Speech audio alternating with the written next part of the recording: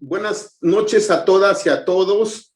Estamos transmitiendo en los comités de defensa de la Cuarta Transformación, como cada sábado a las 8 de la noche, José Antonio Rueda y un servidor. Tenemos una charla para ir abordando los distintos problemas que van surgiendo en la coyuntura o para ir haciendo análisis de fondo. El día de hoy, el objetivo de esta charla es entrar a un tema que en los últimos días generó polémica. Hubo un debate esta semana en las redes sociales porque una destacada intelectual oaxaqueña, Yasnaya Aguilar, cuestionó la decisión de Omar García, uno de los jóvenes que eran voceros del movimiento de Ayotzinapa, resulta diputado federal. Yasnaya escribe en su Twitter chale, y se arma todo un debate acerca de si la lucha puede ser dentro de los partidos políticos o debiera ser el movimiento social, debiera caminar por fuera de los partidos políticos. Julio Hernández López llevó este debate, invitó a ambos al debate y ambos tuvieron un intercambio de ideas, de puntos de vista, de visiones, pero no fue propiamente un debate lo que se logró ahí. Esta noche queremos platicar con un destacado representante de pueblos y comunidades, más bien un destacado dirigente de pueblos y comunidades indígenas en Oaxaca, en Yalalac, particularmente vive en Yalalac, se llama Joel Aquino, pero es un viejo luchador de izquierda. Joel tiene 73 años, en sus orígenes fue normalista, estudió en la Normal de Oaxaca, luego en una Normal de la Ciudad de México, posteriormente se incorporó a las filas del movimiento magisterial, ha sido promotor del surgimiento de lo que ahora es la CENTE, ha participado en una liga leninista en su época de juventud, y vamos a platicar esta noche con Joel, quien además es un destacado defensor de la comunalidad, conoce el tema de fondo, conoce a quienes acuñaron ese tema, ese concepto en Oaxaca, y que se ha difundido ya, y hoy tenemos hasta una universidad comunal en Oaxaca. Entonces, José Antonio, buenas noches. Buenas noches, compañeros, compañeras que nos acompañan todas las semanas en la Unidad de las Izquierdas y en los comités de defensa de la Cuarta Transformación. En esta ocasión, como verán, estamos muy juntos con mi amigo Flavio Sosa, porque estamos visitando Oaxaca en esta ocasión, y eso nos permite hacer esta transmisión juntos. Y efectivamente, hoy vamos a dilucidar algunos aspectos relacionados con la comunalidad, que ya recordarán ustedes que desde un programa anterior, uno de nuestros invitados, muy destacado en el ámbito de todas las relaciones internacionales de México, Luis de Ortiz Monasterio, él decía que el gran debate en el futuro iba a ser entre el individualismo y la vida comunal, la comunalidad.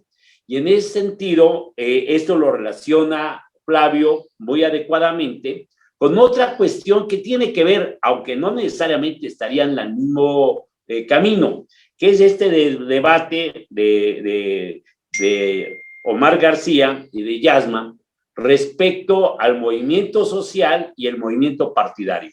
Yo creo, como él, que Joel Aquino es un excelente invitado que nos va a ayudar a ir entendiendo cómo pudiéramos nosotros articular las distintas vertientes de la lucha social, que está llena de una riqueza que a veces simplificamos en exceso y que no nos damos tiempo para comprender todas las particularidades. En ese sentido, pues bienvenido Joel Aquino, que en esta ocasión no lo vamos a tener con posibilidades de estarnos transmitiendo por Zoom o algún medio que lo veamos, pero sí está con nosotros a través de un medio telefónico.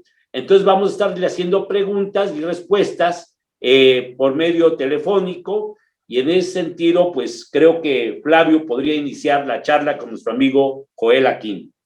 Joel, buenas noches. Buenas noches, Flavio. Joel, es muy importante para nosotros tu participación, porque efectivamente el día de hoy hay un debate en la izquierda.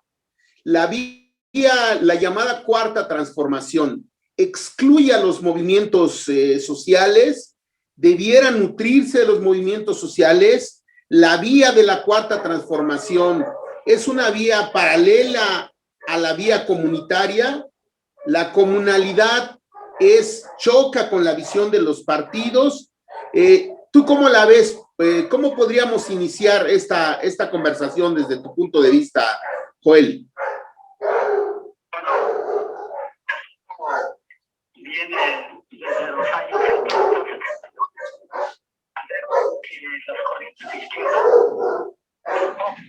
pues prácticamente no alcanzaban a visualizar la existencia de las comunidades de los pueblos indígenas. Eso significa no visualizar la diversidad de culturas que hay en este país, o sea, la riqueza cultural que hay en México y particularmente en Oaxaca, porque también ellos no conocían pues la historia de las comunidades, de los siglos y siglos de resistencia que ha habido por la defensa de sus vidas, de sus territorios, de sus derechos.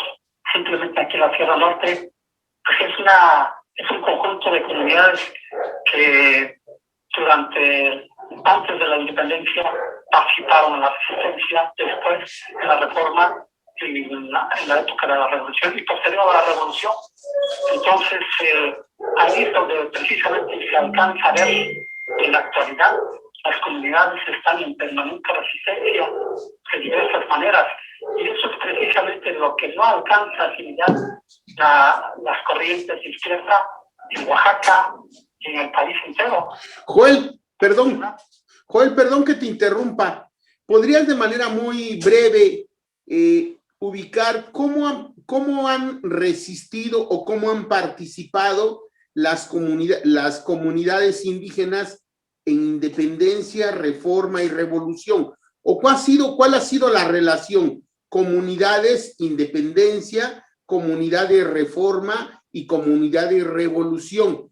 Para luego hablar de la cuarta transformación, hablemos, ¿por qué no nos das una breve semblanza de cómo han estado en la primera, lo que se llama primera, segunda y tercera transformaciones? Bueno, en lo que se refiere a Oaxaca, hay pasajes históricos importantísimos, ¿no? De la resistencia de las comunidades frente a los actos de barbarie del coloniaje español. En el caso particular del Istmo de Tehuantepec, hay una rebelión muy importante, y aquí en la Sierra Juárez hubo otra rebelión importante, y en la historia de estas rebeliones se ve el grado de organización y la profundidad del pensamiento de ellos, porque las rebeliones fueron precisamente en contra del despotismo y sobre la sobreexplotación que cometían contra ellos. El pago de los tributos mediante cargamentos de mata era algo insoportable. El querer imponerles una religión extraña para las comunidades también fue terrible, fue sangriento. Entonces, vimos cómo, a través de la historia se ve cómo se organizaron, cómo utilizaron la vía clandestina para poder forjar ese movimiento hasta que falló. Y luego vino la represión del coloniaje. La represión del coloniaje fue brutal, despiadada. En el caso particular de la rebelión de Tehuantepec, fue una mujer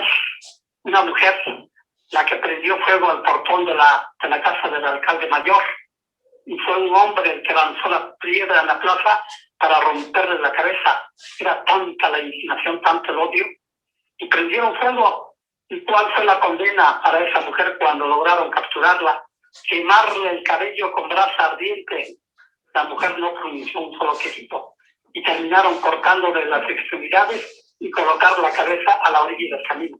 Lo mismo hicieron contra los hermanos que se rebelaron en el sector Cajonos, en cualquier parte. La persecución fue feroz, inaudita. Entonces vino la independencia, estos fueron los primeros malestares para poder salir de esa situación infernal.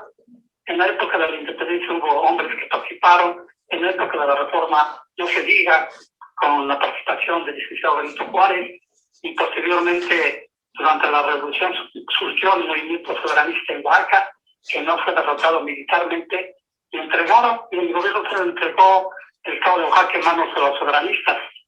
Entonces la lucha ha continuado. Posterior a la revolución, los maestros se distinguieron para organizar, para encabezar la carretera que comunica a las comunidades del sector Cajonos y Camatlán, parte de Tlalistán de Cabrera. Lo hicieron a base de tequio, 42 comunidades, de Tlalistán de Cabrera a Benito Juárez.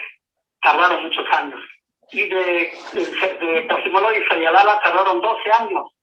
Las comunidades de Sagacía, San Pedro Cajonos, San Miguel, San Mateo, hasta llegar a Ayala, tardaron 12 años a base de tequio. Esa es una forma de resistir frente al opresor. Las escuelas se han construido a base de tequio, los templos, los palacios, las brechas, en fin, ha sido, digamos, una permanente actividad en defensa de su dignidad. Joel, nos están escuchando y nos están viendo personas de distintos lugares de la República y algunos compañeras y compañeros en los Estados Unidos principalmente. La magia del Internet nos permite en estos momentos que nos escuchen en muchas partes. ¿Por qué no de manera sintética nos explicas qué es el tequio y cómo se da en las comunidades? ¿Cómo se da la participación comunitaria para lograr hacer que una carretera de 100 kilómetros, de 200 kilómetros, o cómo se logra hacer una carretera a la mitad de la sierra, que parte la sierra en dos, con la participación comunitaria exclusivamente, sin la participación del Estado? Bueno, en el caso particular de la Sierra Norte, abarcando desde el valle, desde Tlalistán hasta Yalala, pues fue, digamos, una verdadera epopeya, ¿no? La forma como se organizaron, los días o los cientos de días, los miles de días que le dedicaron a esa brecha de comunicación. Y es un modelo de organización propio que data de siglos en las comunidades. Y es, por ejemplo, que es una institución que tiene normas. El servicio comunitario gratuito también es otra institución más compleja que también no tiene normas específicas. Oaxaca tiene 570 municipios indígenas. En la mayor parte de esos 570 continúa prevaleciendo el tequio, el servicio comunitario gratuito. No se liga en las agencias municipales, en las agencias de policía. Oaxaca tiene 10,000 comunidades. Por eso Oaxaca es un complejo enorme que nadie lo conoce. Nadie lo conoce porque son tantas comunidades internacionales. Y ahí es precisamente donde uno alcanza a visualizar que es toda una cultura, que es toda una concepción de la vida y del mundo, que existe una concepción filosófica. Por eso, ¿qué sería de las comunidades sin el tequio? El tequio en zapoteco se dice xilao, trabajo comunal, y el servicio comunitario en zapoteco se dice cupis. El tequio puede absorber 10 días, 15 días, 20 días en comunidades que desarrollan 60 días. Un ciudadano tiene que aportar 60 días de tequio en un año en algunas comunidades.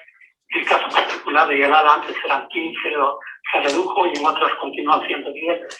Y esa aportación es enorme. El servicio comunitario es más complejo porque te puede absorber el 20% de los 365 días, en 30, en 50 o en 100% cuando se es miembro del cabildo, como presidente o síndico municipal. Entonces, eso significa que los niños y los jóvenes reciben una educación a través de la práctica de lo que significa el tequio y el servicio comunitario. Sin eso las comunidades no existirían. Por eso la grandeza de las comunidades radica principalmente en que por medio de sus propios esfuerzos y por medio de su propia conciencia han ido logrando, construyendo su bienestar. El bienestar que ahora gozan, disfrutan de las comunidades, es un bienestar sencillo, pero construido con las manos de los hombres, de las mujeres, de los jóvenes, de los niños, que son sacrificados precisamente porque los papás trabajan sin cobrar un solo centavo al municipio o al Estado. Pero con el tiempo esto se ha ido deteriorando a raíz de que penetraron los partidos políticos, particularmente el PRI, se ha ido erosionando terriblemente. Entonces, en las comunidades a veces hay contradicciones, ¿no? Hay conflictos cuando se trata de darle el lugar que le corresponde a cada una de estas instituciones. Pero, sin embargo, eso ha desatado todo un gran movimiento de resistencia frente al Estado para que reconozca las culturas, para que reconozca el techo del servicio comunitario gratuito, porque la ley del Estado, la ley constitucional, prohíbe terminantemente el servicio gratuito. Y en Oaxaca se ha logrado, gracias a esa resistencia de los pueblos indígenas, que sea reconocido como algo importantísimo y que no sea penalizado. Anteriormente pues, eran objeto de represión, ¿no? Cuando no querían cumplir, porque según ellos no se les obliga. En una asamblea comunitaria se analiza, se revisa qué necesidades hay, y ahí se hace el programa de trabajo, y el trabajo se tiene que salir adelante a base del techo. ¿Cómo es que las comunidades tienen sistema de agua potable? Tienen sistema de agua potable gracias al techo y al servicio comunitario gratuito. El Estado en las últimas décadas se acercó para dar algunos recursos. Antes del 98 eran migajas, no que recibían las cabeceras municipales. Después del 98 o del 98 empezaron a entregar los recursos del ramo 33, que es para infraestructura. Pero el PRI estaba detrás, entrometiéndose, y las comunidades resistieron. Precisamente por eso, cuando se construyó la Asamblea de Autoridades Zacotecas y Chimalteca, la Asamblea de Autoridades Michis, allí se construyó un espacio de reflexión para llegar a entender la riqueza cultural que tienen o que tenemos las comunidades y los pueblos. Se revaloró lo que es el techo, lo que es el idioma, lo que es la cultura, lo que es el servicio comunitario gratuito, lo que son las festividades comunitarias, en fin, todas las tradiciones culturales comunitarias que constituyen pues, la cultura zapoteca, la cultura miche y la cultura chimalteca. En el sector Cajonos llegamos a ser más de 30 comunidades o 30 autoridades. En ese momento se entendió que con el Estado había que mantener un diálogo, pero no a través de una autoridad, sino a través de un conjunto de autoridades. El interlocutor frente al Estado no era un solo presidente, eran 32 o 40 presidentes con sus agentes municipales. En la Sierra Michigan, cuando se construyó un solo frente, la Asamblea de Autoridades Miches con la Asamblea de Autoridades Zapotecos éramos más de 80, y el gabinete estaba enfrente. El gabinete tenía que estar en el lugar que nosotros indicábamos. Estaba el gobernador, estaban los demás secretarios, para escuchar las demandas de las comunidades. Oye, Joel, mira, creo que es muy interesante cómo se desarrolla toda la vida comunitaria y la resistencia a través de los años en México, y cómo las distintas transformaciones, como tú nos lo señalabas, tanto en la independencia, en la reforma, en la revolución, se puede decir que el desarrollo de la organización política y social a nivel nacional entraban de manera natural en choque con lo que sería propiamente el desarrollo de la vida comunal, sus tradiciones, sus formas de organización, sus articulaciones sociales. Y ahora ya en este momento nos va señalando cómo en estas resistencias hay cuestiones claves, como son efectivamente el tequio y el trabajo comunitario gratuito.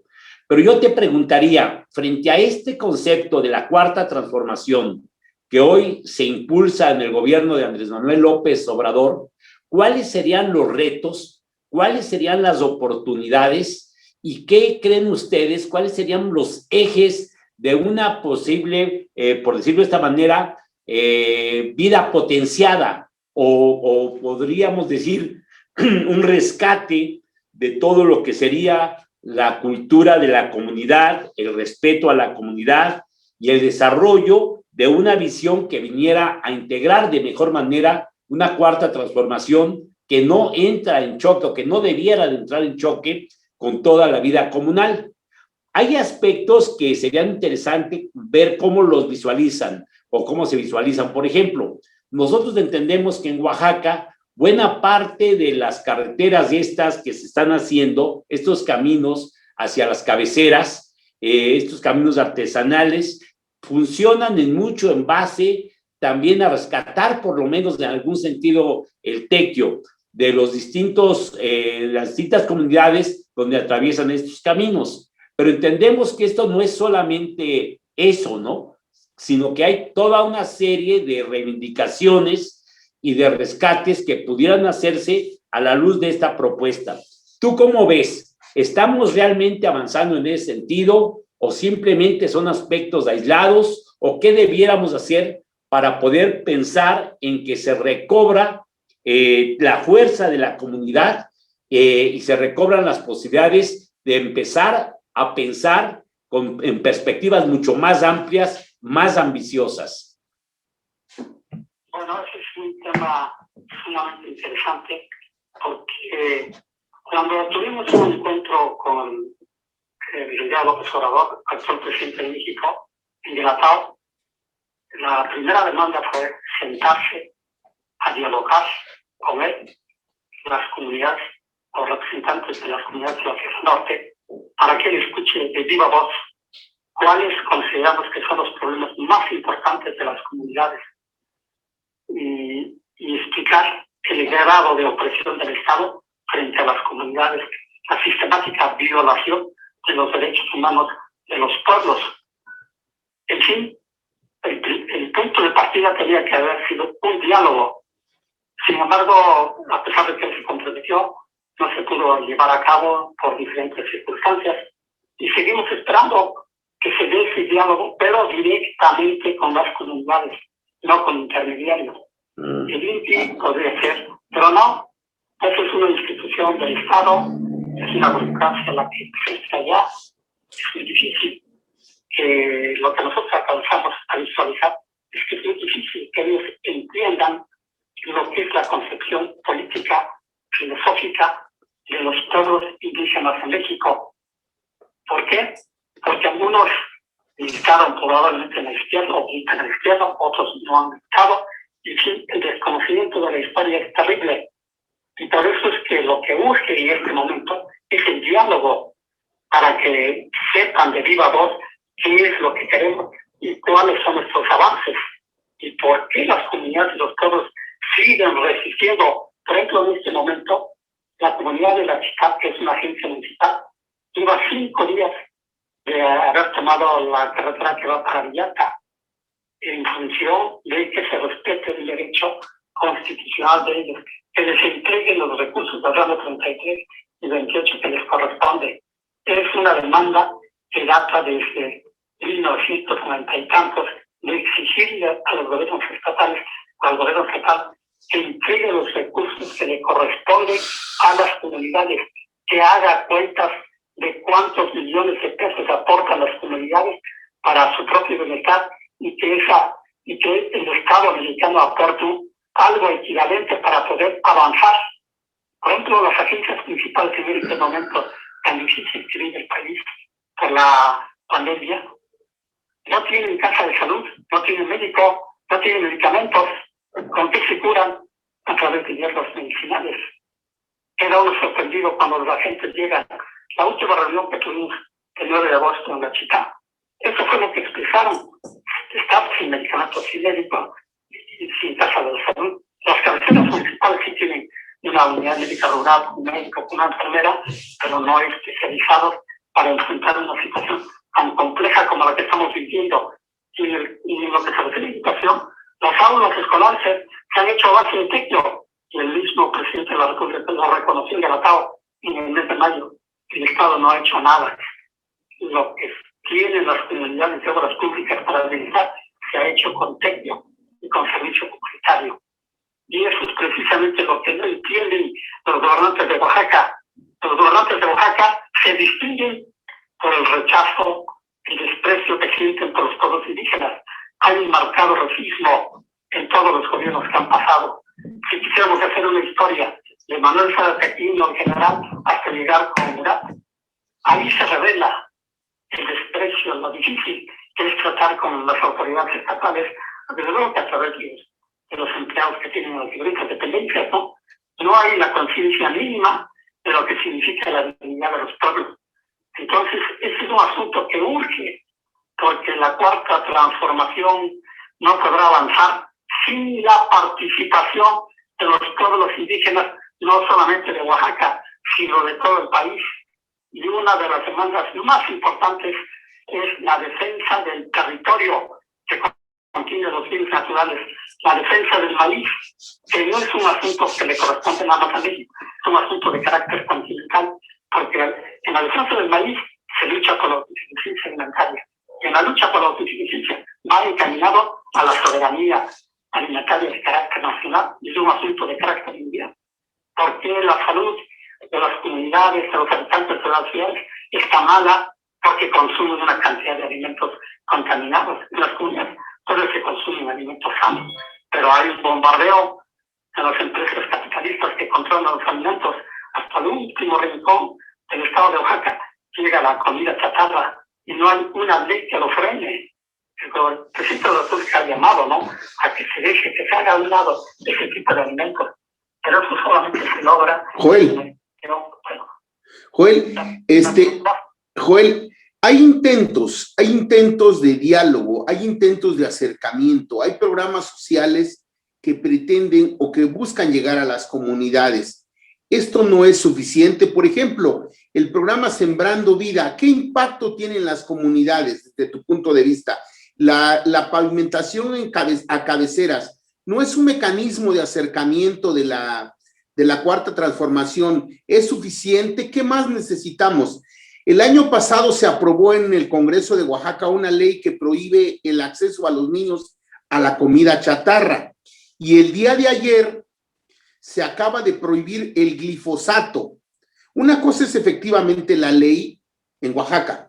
El día de ayer se prohibió se logró una importante reforma que prohíbe el que se pueda expender o el que se pueda vender este producto tan nocivo para la salud, el glifosato, que me parecen avances importantes, la prohibición de la comida chatarra, el glifosato, pero tú sabes que la ley finalmente resulta letra muerta si no se instrumenta.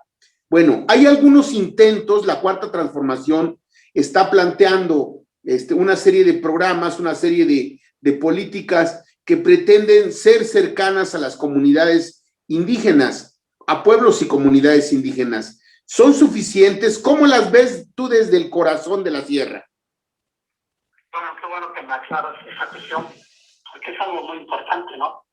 O sea que las comunidades sienten que el gobierno de Manuel López Obrador tiene buenas intenciones, incluso hay aspiraciones que se han convertido en leyes constitucionales, ¿no? Pero el asunto, como en México, puede haber avances importantes en la constitución política a favor de los pueblos o de los obreros, pero sin embargo es un país con una estructura que no respeta la legalidad. Se da a conocer a nivel internacional, se da a conocer a nivel nacional, pero sin embargo, ¿cuál es el trabajo que se hace para que las comunidades sepan que existen normas jurídicas a favor de sus causas? El caso particular de la Sembrando Vida, pues no se niega que es un plan precisamente para mejorar la situación económica de los campesinos, en donde se ha implementado este programa, pero deben entender que estamos en un proceso social muy importante. No consultaron a los campesinos si conviene llevar a cabo ese programa con el contenido de reforestar. Nadie en su sano juicio está en contra de la reforestación, pero en las comunidades lo más significativo, el corazón de las comunidades es la milpa. La milpa es lo que se tiene que incentivar. Décadas y décadas se ha estado exigiendo al Estado que apoye económicamente a las familias campesinas para que puedan mantener la milpa, porque de eso depende el techo, el servicio comunitario, la cultura, todo lo que es la comunidad. Y sin embargo, el proyecto de Sembrando Vida no tiene como cuestión fundamental la milpa. Cuando hemos hablado con los ingenieros, no, ellos están con la idea de sembrar árboles de cedro, caoba, que son plantas extrañas al medio ambiente del sector de los cajones de la Sierra Norte. Entonces, un programa social encaminado a cambiarlos o a apoyar la vida de las comunidades tiene que ser bien pensado. En el caso particular de los tramos de carretera que construyeron como Chagarcía y otras comunidades aquí del distrito de Villalta y Ixtla, pues sí es algo muy importante, ¿no? Pero lo que las comunidades que exigen es que se rehabilite la carretera que va desde Azorrar hasta Camatlán. Para el próximo año esa carretera va a cumplir 100 años. Y el Estado, en qué momento intervino, empezó a intervenir para mejorar esa brecha en 1982, cuando era gobernador, el licenciado Pedro Vázquez Colmenares. Hubo un gran diálogo de más de 30 comunidades con el gobernador en una comunidad que se llama San Juan de Azona, que tú conoces, creo. Sí. Allí había que caminar a pie para llegar, y llegó por helicóptero. Y ahí se planteó todo un programa, y el asunto principal es la rehabilitación de la carretera, porque todo se había hecho a base de techo.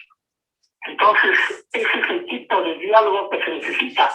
Todavía con Eladio Ramírez López se hacían esos diálogos frente a frente. A un lado los representantes de las comunidades y a un lado el equipo del gobernador. Y a partir de ahí ya se dejó.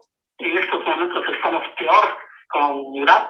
Murat es un joven que no entiende qué es Oaxaca, que no entiende qué son las culturas. Por eso nosotros seguimos pensando que para llegar a ser gobernador de Oaxaca hay que conocer las culturas, hay que hablar un idioma, para que pueda dialogar con los ancianos, con las ancianas, con las mujeres, que son los directamente afectados. Claro. Ante el abandono del Estado, miles de zapotecos de la Sierra Norte han inmigrado y viven en los Estados Unidos. La remesa que ellos mandan es lo que completa los gastos familiares. Si un familiar se enferma, los dólares vienen de los Estados Unidos en la actualidad. Entonces, por eso cuando me dicen, ¿y las comunidades cómo resisten? Todos los días resisten las comunidades. ¿Sabes de cuántos ciudadanos está formado el gobierno comunitario en las comunidades? De 40, 50, en el caso particular de Yalala. Son 160 servidores comunitarios que no cobran un solo centavo la tesorería municipal y se cambian cada año en el mes de octubre. Entonces, ¿te imaginas lo que significa que 160 jefes de familia aporten su trabajo, aporten su saber a la comunidad sin cobrar un solo centavo? Me invitaron cuando estaba en la campaña del licenciado para el 2012 para hablar sobre el código ético de Morena. Entonces ahí planteé eso, porque es una cuestión importante que se vive todos los días. Se puede enfermar un servidor comunitario y ¿para dónde va? ¿Con qué dinero? Que la situación es muy dramática. Si yo no le llamo a nosotros que la Cuarta Transformación tiene buenas intenciones, necesita un equipo muy grande, un ejército de hombres con un alto nivel de conciencia y dispuestos a entregar. Por eso en Zapotecos no existe la palabra presidente municipal, no existe la palabra palacio municipal. Para decir presidente municipal en Zapoteco y en otros idiomas, se dice Xus, Xnayish. Xus es padre, Xna es madre, padre y madre de la comunidad. Ese es el cargo máximo, pero tiene que ser el primero en sacrificarse. No busca privilegios. Es el primero en sacrificarse por el bien de la comunidad. Y en el dice que dice Muxtaj. Muxtaj quiere decir el más grande, el primero en abrir la brecha para poder lograr el bienestar.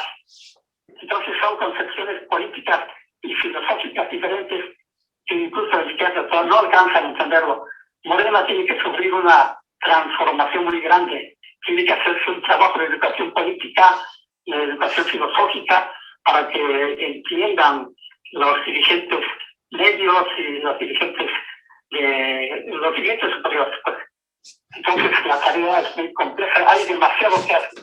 Claro. Pues, Joel, pues mira, creo que el diálogo hasta donde lo llevamos, como siempre es nuestro objetivo en estos programas, ayuda a que muchos compañeros que nos están escuchando, compañeros y compañeras de todo el país, sobre todo gente de izquierda, gente comprometida, gente que pretendemos ser elementos transformadores de nuestro país, puedan ir comprendiendo otros elementos que en ocasiones se dejan de lado. Creo que hasta el momento hay cosas claves que tú estás señalando, Joel, y que creo que debiéramos de poner en el centro. Lo primero, hay una cultura en resistencia milenaria que ha existido a pesar de que sistemáticamente en las distintas etapas de transformación nacional o no se les ha tomado en cuenta o incluso se ha pretendido aniquilarles. Sin embargo, la lucha de la comunidad, las reivindicaciones, los comportamientos éticos de estas comunidades han seguido ahí, han permanecido y han aportado para el desarrollo de este país y para la sobrevivencia de los pueblos originarios. Es lo primero. Lo segundo, si bien es cierto que la Cuarta Transformación hoy tiene buenos deseos, dices tú, hay buenas intenciones del presidente, es importante que estos buenos deseos se traduzcan en hechos y en elementos que vengan a reafirmar los principios comunitarios. Y la clave fundamental que tú señalas es el diálogo, ¿sí? Que no se pretenda imponer modalidades o prioridades ajenas al sentir de las propias comunidades. Creo que ahí hay ejemplos muy interesantes que tú has señalado. Por ejemplo, es claro que es un programa como Sembrando Vida siempre va a ser bien recibido por todo el mundo, por todos los ciudadanos de México. Pero si queremos hacer un programa de mayor profundidad, hay que poner énfasis en aquellos elementos que son prioritarios para la comunidad, ¿sí? Y además ir de alguna manera articulando las distintas propuestas y los distintos programas en torno a una visión que toma en cuenta el sentir y la visión de las comunidades, ¿sí? Cuando tú señalas, bueno, está muy bien sembrar árboles, pero no necesariamente van a ser los mismos árboles que en todo el país están sembrando, porque las comunidades tienen necesidades, tienen experiencias y tienen propuestas, ¿no? Entonces es importante el diálogo permanente no con un individuo. El presidente, por ejemplo, cuando ha tratado al campo, ha hablado mucho de que muchas organizaciones campesinas se movían a partir de un liderazgo individual y que este liderazgo individual era como un filtro para canalizar los beneficios hacia el mundo campesino y de productores. Y tú señalas algo muy importante. Bueno, pues las comunidades en todo el país, pero particularmente en Oaxaca, nunca ha tenido como representante un individuo, sino siempre ha sido representaciones colectivas que permiten, primero, evitar la corrupción, evitar la cooptación, evitar las definiciones individualizadas, ¿sí? Sino por el contrario, este conjunto de representantes, además de que están en constante dinámica y en constante cambio, están permanentemente ligadas a los núcleos de población que representan, lo cual es algo que ha insistido el presidente, ¿no? Pero aquí ya se está dando, ya es algo que existe. Lo que no se ha dado es la comunicación entre la necesidad colectiva de los distintos pueblos originarios con los gobernantes. Y yo creo, Joel, que hoy aspiraríamos a que por lo menos en el estado de Oaxaca esto adquiera unas dimensiones pues bastante ejemplares para el resto del país. Es un estado, como tú bien lo dices, de 570 municipios con una honda raíz de pueblos originarios, ¿sí? Indígenas, y obviamente estaríamos esperando que en los próximos movimientos electorales y de gobierno que ya están encima, ya afortunadamente la era Murat ya se va, ya terminó, pero ojalá y que encontremos alternativas que puedan identificarse plenamente con los pueblos originarios y con las necesidades de la sociedad oaxaqueña. Yo creo que todos estos elementos que hoy estamos señalando, que tú nos estás señalando, vienen a perfilar por lo menos las necesidades, la visión de un camino de reencuentro y un camino que efectivamente de lograrse será de grandes beneficios para Oaxaca y para todos los pueblos originarios. Aquí hay un tema que me parecería interesante tocar, a Flavio le gusta mucho luego señalar ese aspecto, pero sería importante conocer tu opinión. Me refiero sobre todo a este proyecto muy importante para el gobierno actual de López Obrador, del transísmico. Nosotros sabemos que ahí se han dado algunos debates en torno a la prioridad nacional de generar un pulmón económico de la magnitud que es toda la visión transísmica e incluso del Tren Maya, con el impacto que puede tener esto en diversos sectores, en donde también hay pueblos originarios que pueden reclamar derechos, que pueden reclamar inclusión y que pueden estar atentos siempre y cuando se les considere. ¿Tú cómo ves este asunto de los megaproyectos y todo lo que significaría los derechos de los pueblos originarios? Bueno, para empezar, yo lo que he estado escuchando es que el presidente de la República sí ha entendido a profundidad lo que significa Oaxaca. Por eso ha dicho, es como la riqueza étnica y cultural de Oaxaca es como un filón de oro, un yacimiento de oro que el país entero tiene que aprovechar y el mundo entero.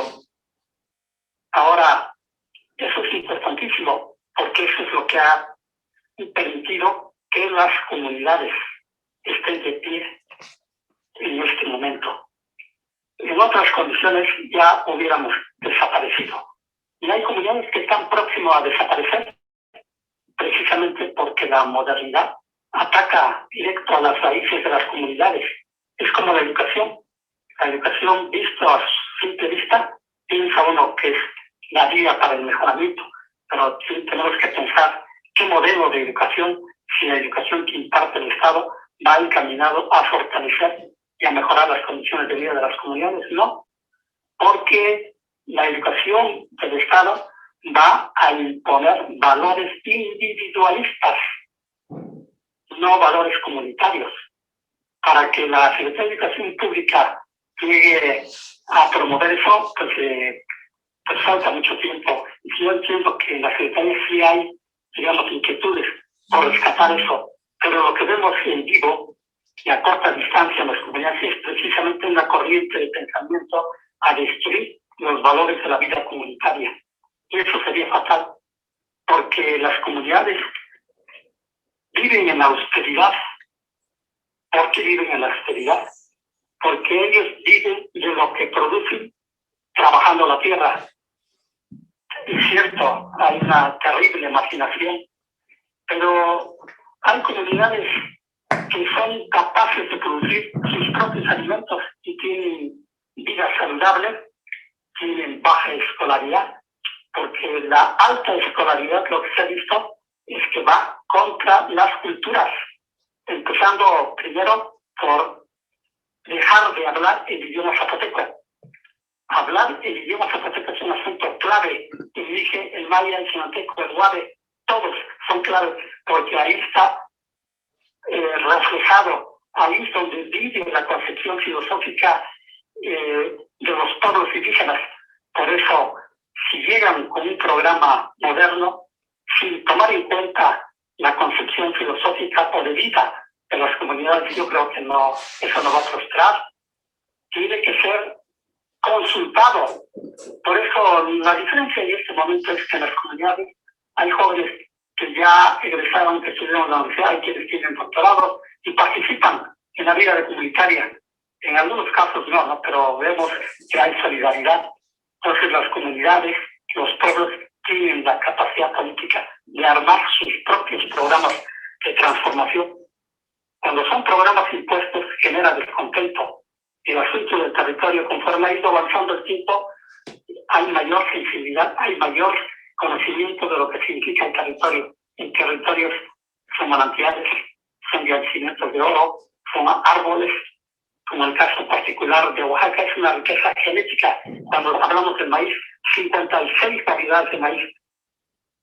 Sabrán lo que eso significa. En el caso particular de Yalala, hay 7, 8, 10 variedades de maíz adaptados a microclimas. Es un conocimiento que se construyó a través de siglos o de miles de años.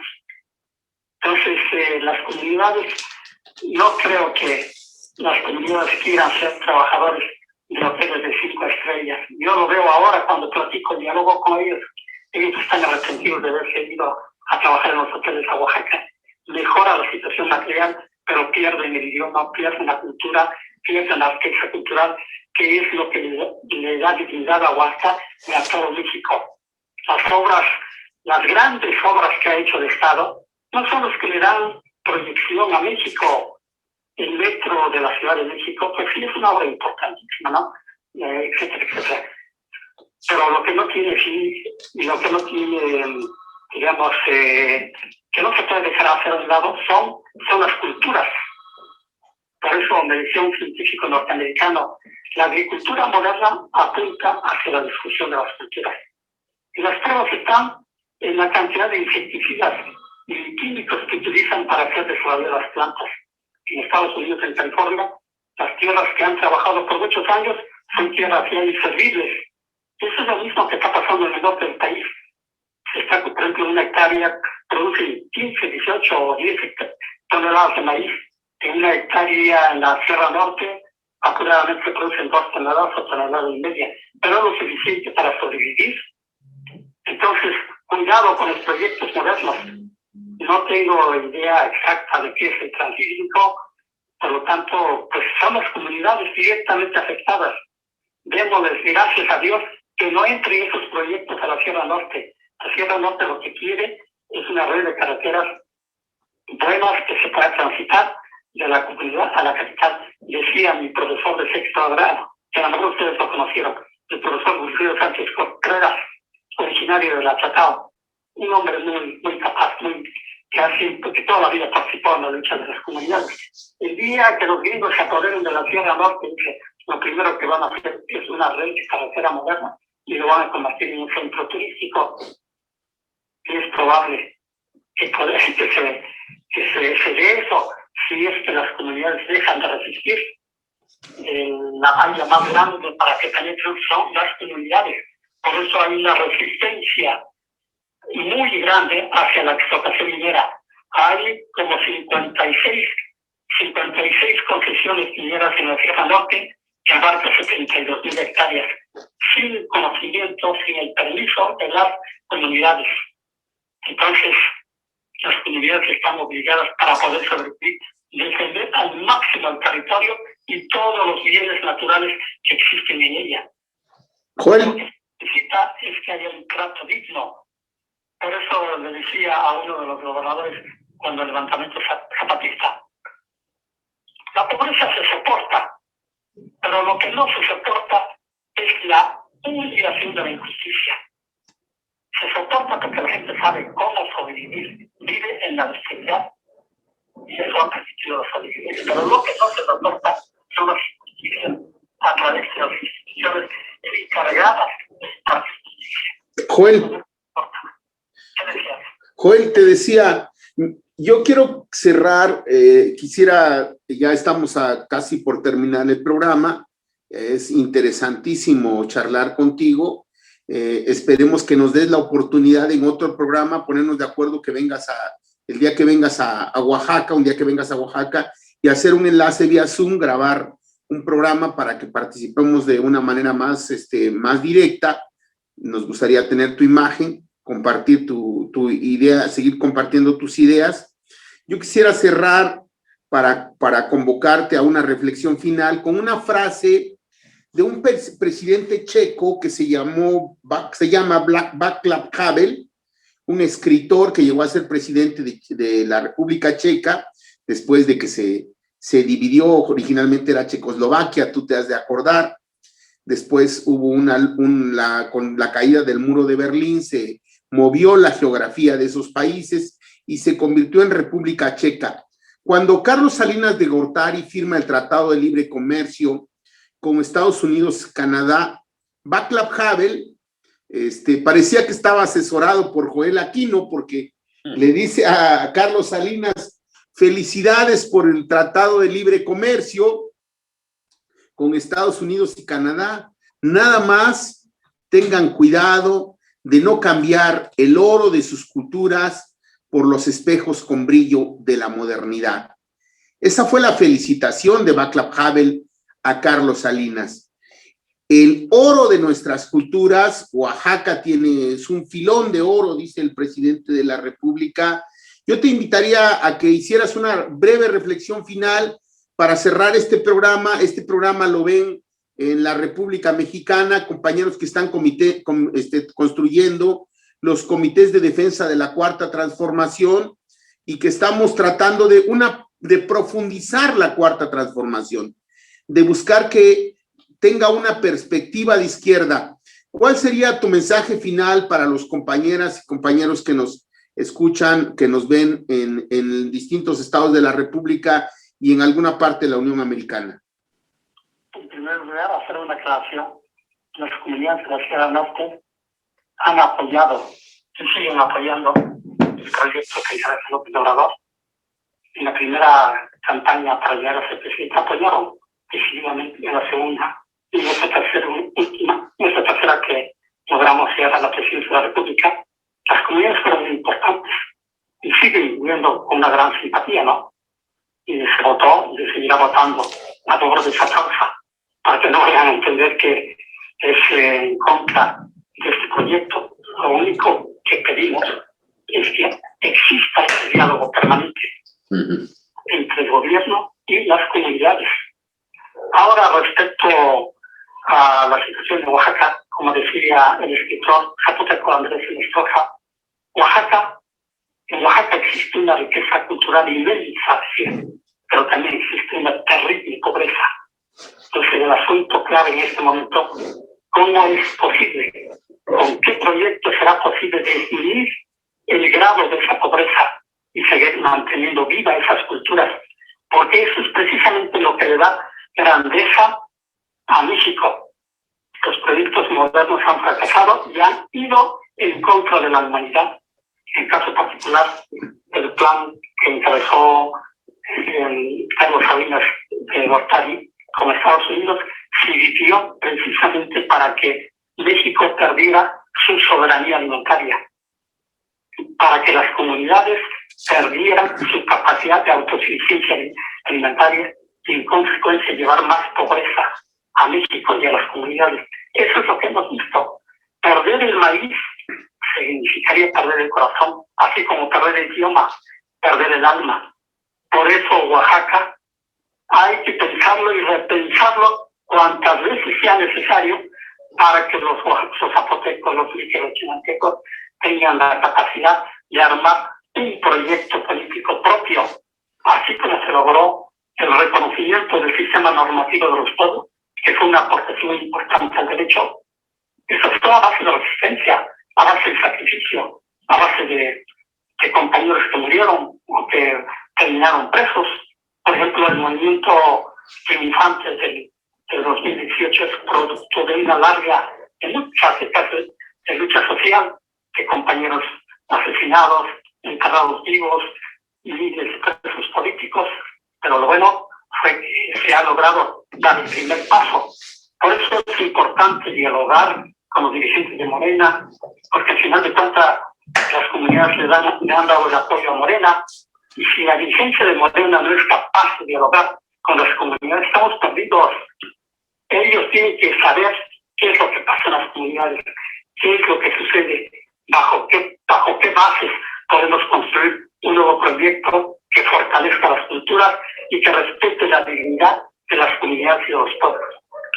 Muy bien, Joel, pues creo que hay mucha identidad entre lo que tú estás diciendo y lo que nosotros como promotores de una cuarta transformación que realmente se comprometa a fondo con el diálogo permanente, con la relación con los pueblos originarios, con la relación con las necesidades de los ciudadanos y ciudadanas de a pie, coincide coinciden muchísimo.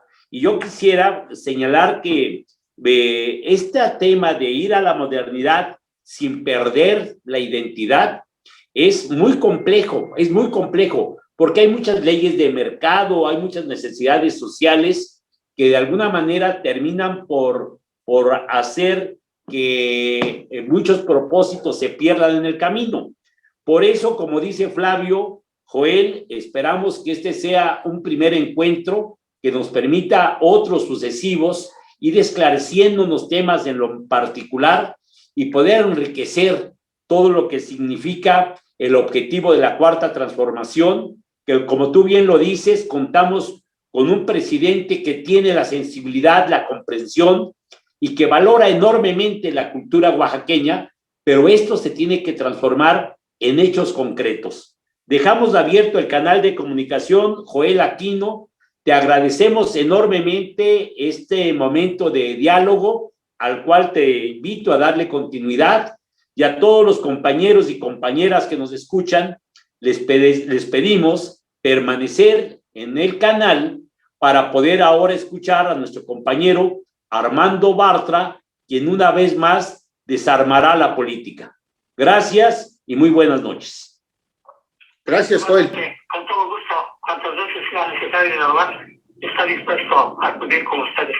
Gracias, Joel. Un abrazo. Abrazo, Joel.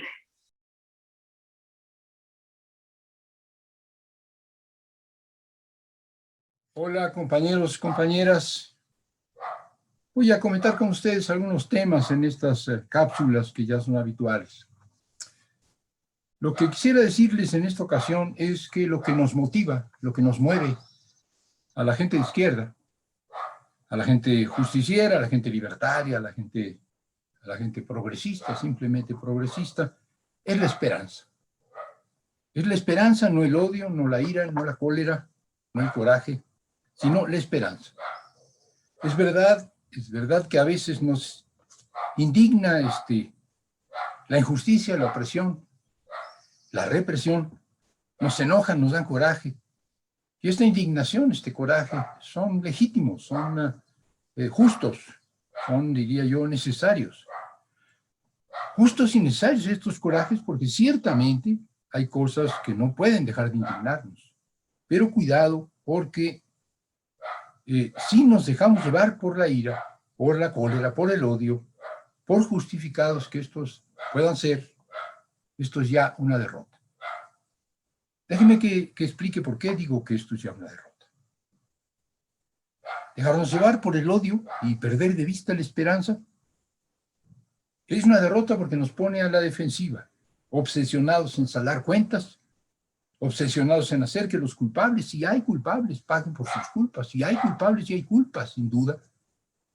Nos olvidamos de que lo que verdaderamente importa, de aquello por lo que luchamos, es el futuro, es el porvenir, una esperanza fundada en un futuro mejor. Y la esperanza que nos mueve, la esperanza que mueve a las izquierdas, a los progresistas, es una esperanza con fundamento, una esperanza realista, diría yo, una esperanza posible. No sueños guajiros, sino proyectos viables, proyectos alcanzables, proyectos incluso, diría yo, proyectos en curso.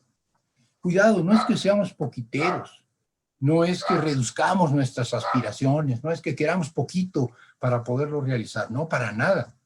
Queremos mucho, esperamos mucho, lo esperamos todo, pero atendiendo siempre a las condiciones que lo hacen posible, a las condiciones que se requieren para lograr nuestras esperanzas, para materializar nuestras esperanzas. Y esto hace la diferencia con una cierta izquierda, compañeros, compañeras, que practican un anticapitalismo, un izquierdismo proclamativo, de dientes para afuera, verbal, en apariencia muy radical, pero que se queda en puras palabras. Sus dichos incendiarios son impotentes, porque los discursos no cambian las cosas.